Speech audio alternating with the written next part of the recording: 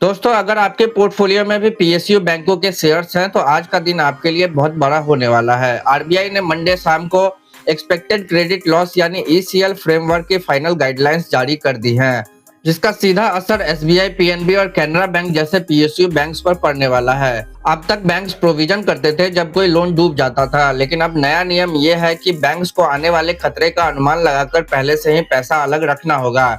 ये नियम 1 अप्रैल 2027 से लागू होने जा रहा है और इससे बैंकिंग सिस्टम में एक बड़ा बदलाव आएगा। इस नए ईसीएल मॉडल को 3 स्टेजेस में बांटा गया है। स्टेज 1 में उन एसेट्स को रखा गया है जो बिल्कुल सही है, लेकिन उन पर भी 12 महीने का एडवांस प्रोविजन करना होगा।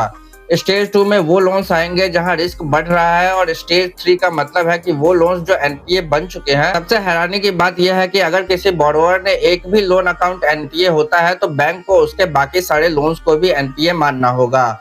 इसके अलावा अब एनपीए की पहचान महीने के अंत में नहीं बल्कि हर दिन के अंत में की जाएगी, जिससे बैंक्स को बहुत ज्यादा सतर्क रहना होगा।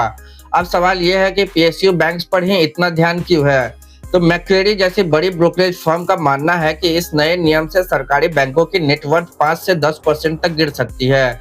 वही प्राइवेट बैंक्स के पास कैपिटल काफी ज्यादा है, इसलिए उन पर इसका असर बहुत कम होगा। हालांकि पिछले कुछ दिनों में banks of Maharashtra, Canara bank और एसबीआई जैसे स्टॉक्स ने 10 से 30% तक की बढ़त दिखाई है, लेकिन आरबीआई की इन सख्त गाइडलाइंस के बाद इन बैंक्स के क्रेडिट कॉस्ट बढ़ सकते हैं, जो शेयर होल्डर्स के लिए एक चिंता का विषय हो सकता है।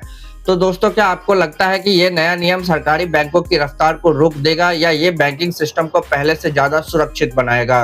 कमेंट में अपनी राय जरूर दें और अगर आपको ये बैंकिंग अपडेट पसंद आया हो तो प्लीज इस वीडियो को लाइक कीजिए और स्टॉक मार्केट से जुड़ी हर महत्वपूर्ण जानकारी के लिए हमारे चैनल को सब्सक्राइब कीजिए।